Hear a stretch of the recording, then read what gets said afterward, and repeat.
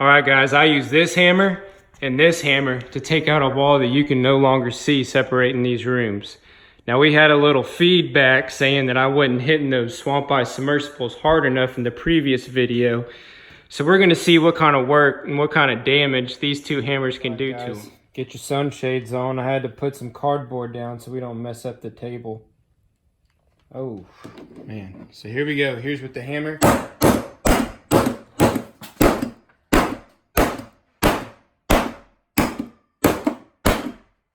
So I'm hitting this pretty good now. I know y'all were saying before I wasn't hitting it hard enough. Now let's switch over to the sledgehammer.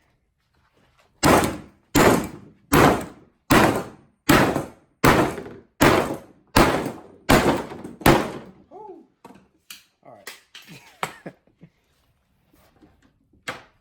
That's pretty cool.